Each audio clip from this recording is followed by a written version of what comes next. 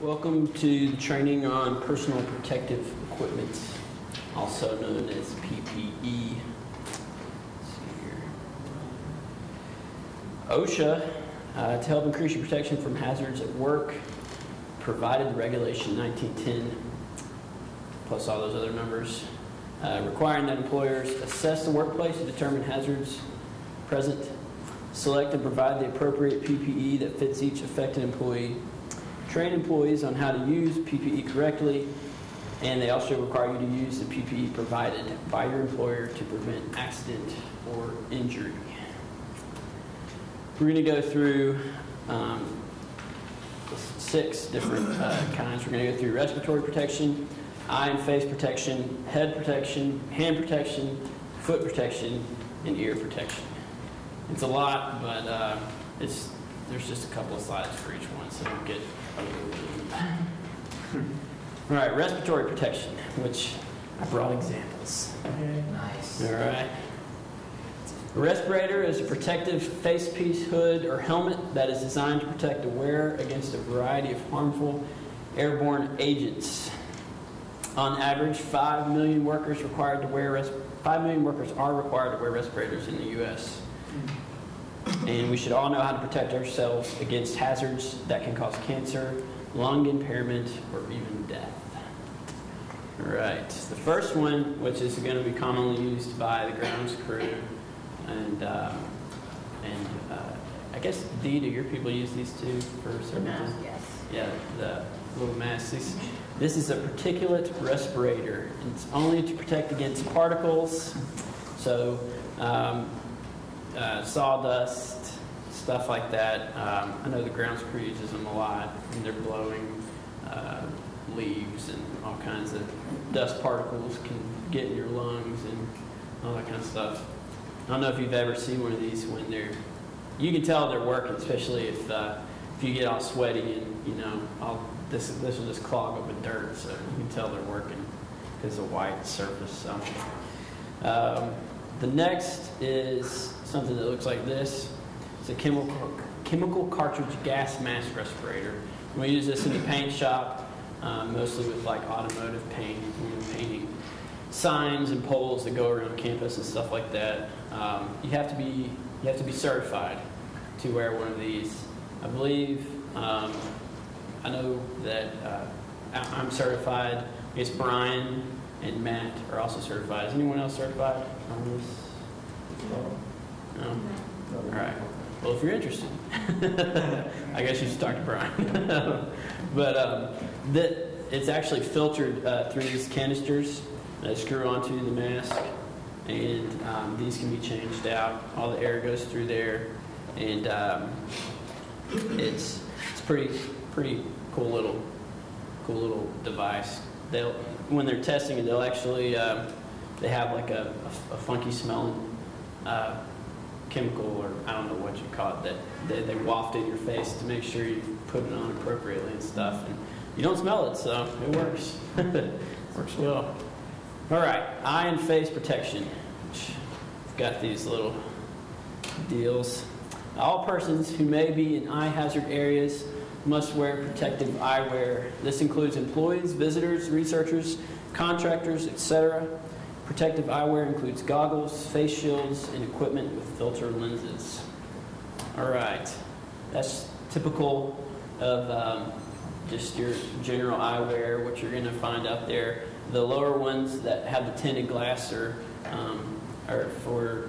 more specialized for someone who might be using a torch or a really bright flame to get something done.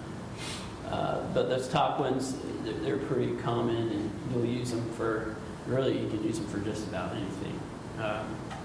There's so much different stuff that can get in your eyes.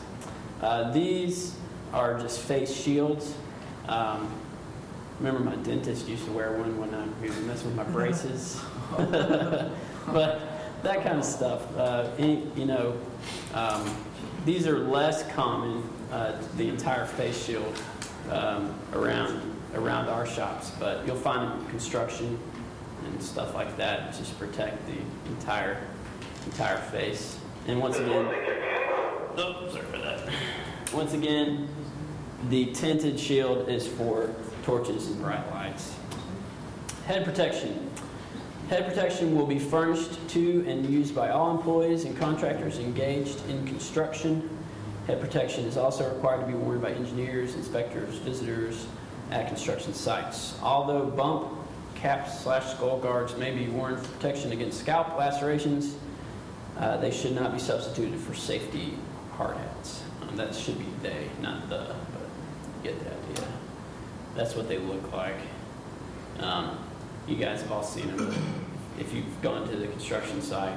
I mean, we don't use them unless you're going into like a new construction zone or area. Glenn uses them a lot, and Brian and Matt, the guys that head over there and check out what's going on for the new buildings being built, all that good stuff. Hand protection. Wow, we're moving pretty quick. But hand protection. Suitable gloves shall be worn when hazards from chemicals, temperatures, extremes, sharp, pointed, or broken objects are present. This is a cool little list if you ever have any questions about what gloves you should wear in what situations.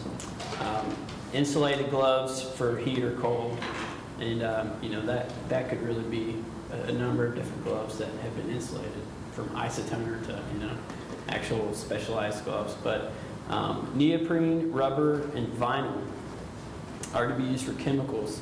One note beside that with chemicals, always make sure on the back of any chemical that you're using what is resistant to that chemical, because you might have a pair of rubber gloves, but there's chemicals out there that'll eat right through it, and you just got to be careful with any chemical that you're handling. It doesn't matter what glove sometimes with some of those things. So I don't know if we have anything that concentrated on campus, but you never know. Always read the directions. They'll be sure to tell you. Special insulated rubber. Jared, do you have a pair of these? Yeah, I think so. Yeah. Electricians, people handling high voltage. You'll see the guys that work on power lines, and then electricians and stuff have special insulated gloves that'll keep you from getting really, really hurt if you're dealing with high voltage. But they won't save you, but they'll keep you from getting hurt too bad. Metal mesh. I've never seen them except for on Discovery Channel when they're diving with sharks and stuff. So, but leather. That's what most of you guys are going to come in contact with, is just gloves like this. That's what I'll use most often. Real helpful. Splinters, and just maybe when you're carrying furniture, keeping sharp edges from cutting you or anything like that. They're always a good thing just to have around. I keep them on my cart just because you never know when you're going to need them. I've got scars all over my hands to prove the times that I didn't have gloves. So always keep a pair with you. Cotton. Ground screw guys use these a lot just to pull weeds and stuff like that. They'll also keep splinters from getting too bad. I would still recommend leather for any sort of wood splinters and abrasions and stuff. But let's see. Don't wear gloves if they're going to create a greater hazard than basically what I said, catching in a machine. If they're going to get in your way and they're going to prevent you from doing a better job than what you would normally do, don't wear them because you don't want to get hurt. Let's see. Okay. Next picture. If anybody has any aversions to gratuity, it's these next pictures are not gratuity, gory stuff like gratuity. Anybody doesn't like to tip. These next pictures are kind of gory. So you're going to see a guy whose finger kind of got messed up when he fell off a ladder and caught his ring on the shelf. And then a guy whose hand got cut by a saw, stuff like that. So And the pictures are going to be up for a little while until I get done reading. But if anyone's like, wants me to move on, be like, move on, quick, and I'll hit the button, and, I don't want anybody to throw up, so. But wearing rings, loose jewelry, or bracelets that may catch on moving or stationary machinery. I need to cut the lights.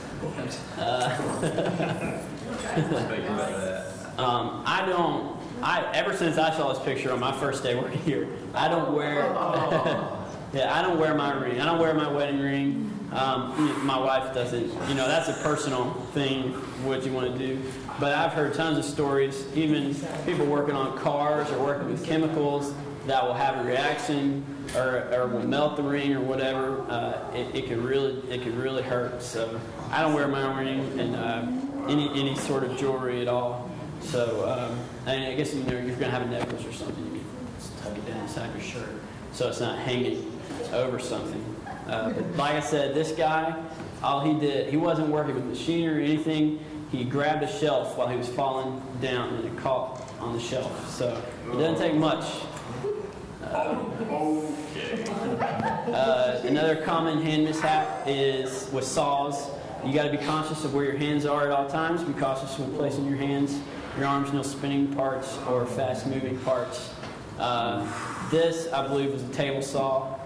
Real easy to do. You're just pushing it across and your finger. It doesn't take long. That saw will cut right through it. So, and gloves aren't going to help with this. So, these are more of observation issues. You got to observe what's going on, where your blade is going, where your hands are going, at all times. So, it doesn't matter what kind of blade you're cutting with. If you're cutting through something, where's the blade going to end up when you're done? Because that's a huge issue that a lot of people don't think about, is where the blade's going to end up. So, if you've got somebody standing right here in front of you and you're cutting through and your blade's going to end up where they're standing, that could be dangerous. So you need to observe what's going on and pay attention. Another common thing, and I've done this on a few occasions, you forget to unplug or turn off machinery before you start messing around with it, changing out a belt, doing whatever. Once again, this is just another observational issue. Just observe, slow down, observe what's going on around you. Don't rush into anything. Nothing's that important to where you can't take the steps necessary that something like this doesn't happen to you. You get all cut up. What was, Cary, do you know what that was? I don't know what that was. It looks like electrical. Yeah, it looks like maybe just gears. Something looks like it got crushed real bad. I don't know. Foot protection. So off of the gory. No more gory. So thanks for bearing with me there. Foot protection. Safety shoes shall be worn in all the shops, warehouses, maintenance, and other work areas. Safety shoes or boots with impact protection are required to be worn in work areas where heavy equipment or packages could be dropped. This is something you don't really think about until you go to Red Wing and have to spend all that money on boots, but it's pretty important. I remember in my first few weeks, Brad Darge telling me, it's like he was going into a Swiss Tower apartment and the lady was mad because she asked him to take off his boots before he came into work, and he's like, I can't take off my boots because it's required that I keep them on. And the lady was frustrated at him, but we've got to do that, because if you take off your shoes and for whatever reason you drop a drill or something on your toe and you get a broken toe or just smash it real bad, you end up costing the seminary money, and that's why we have protective equipment, so you don't cause injury to yourself or cause needless money usages. I guess that's the word for that. Ear protection. A general rule is that noise may damage your hearing if you have to shout over background noise to make yourself heard. The noise hurts your ears, go figure, and makes your ears ring, or you have difficulty hearing several hours after exposure to the noise. I don't know if any of you guys have ever been to a big concert and stood next to those little speakers at the front, but that's what, that ringing in your ears after you leave. That's damage. That's your ears trying to repair themselves or getting over the shock of absorbing too much sound. so you don't really think about it, but that's true. It's damaging. Common ear protection.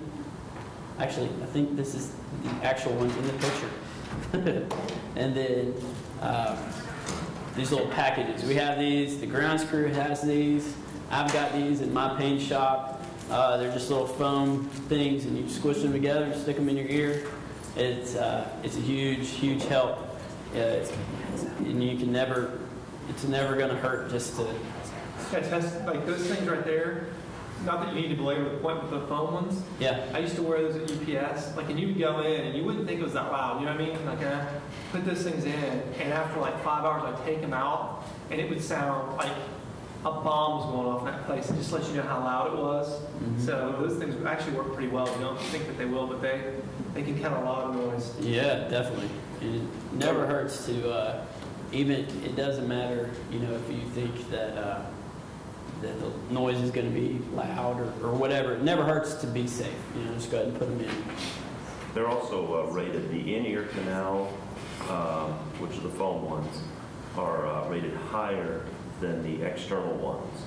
So if the noise is like up to and beyond 110, you definitely at least need the outer ones. If the decibel goes over 250, you need the in-ear canal.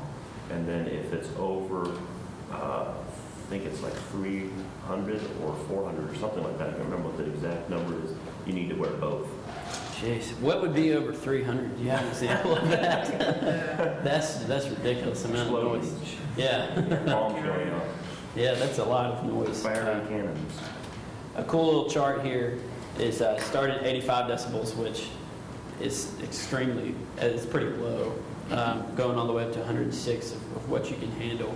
And then I've also got a chart here of, these are common mostly in my shop, but Jared and all the boys over there at in the mechanical bay, they'll use these as well. The highest one is the hammer drill, which makes sense if you're drilling into concrete or tile. Yeah, that sucker's loud. So you definitely want to have some ear protection on it. And it's at 115, and it's not even on this chart, but 106 decibels is 3 3/4 minute exposure limit. So a hammer drill is less than that. Another thing I guess you should also think about before you use these tools is people around you, especially with the hammer drill. I know if you're out on campus, I was using a hammer drill over Davidson, and I had probably 3 or 4 people stop by the restroom like, what is going on? Felt the walls are falling down or something. So just let everybody know so that they can protect themselves as well or know what's going on. But those are cool little charts. Just the saws, all the saws are up there pretty high. You really shouldn't use too much of any of these without ear protection. So that's something to think about, or eye protection for that matter. Summary. I hope I didn't go too quickly. The summary is always wear your personal protective equipment, even in instances where you believe there is very little risk. An example of that is, I think it was last summer, Addison was throwing mulch. That's all. He was tossing mulch under bushes, and it wasn't wearing eye protection, and the wind blew the mulch right back in his face, just dust particles, and he got like a small cut right on his eye, just from mulch, just from throwing mulch. So there's really not any instance where someone can be overprotective, and say, well, that's stupid. I'm not gonna put eye goggles on because the chances of that happening are eyes, they can't be replaced, and ears, and there's stuff to help, but you only get one set, so I'm protecting what I can. Always let your supervisor know if you or your department is in need of personal protective equipment. Brian, Glenn, Kevin, and Dee, everyone is going to go to the outer limits to give you what you need. There's no reason that you shouldn't have gloves or anything. You know, there's everyone here is extremely helpful, and no one's going to be like, no, you don't get that. So if you have a fear of inhaling something weird, you know, come get one of these from me. It's not, you know, not a big deal. And then this is my own little saying. And then don't be dense. Use common sense. That's kind of goes along with you know, being observant of what's going on around you and the people that are around you and the tools you're using, and having respect for the power that those tools have and what they can do. Even the unseen things like ear damage and stuff like that those tools can do. So, let's see, Glenn's here, but remember wearing the proper personal protective equipment and observing your surroundings can help you to avoid major injuries and accidents, like cutting off your hand. Mr. Monroe there. You can get him to tell you the story. Or getting a golf cart stuck in a tree. That's Mr. Gerber. He's not here, so I'm going to get in trouble for that one. However, it will not keep you from painting yourself orange. Yeah, Mr. Marshall. Yeah. But either way, don't worry, because we all make mistakes. And let's just thank the Lord we've got people to take care of us when things do go bad. All right, so now it's test time. Everyone's got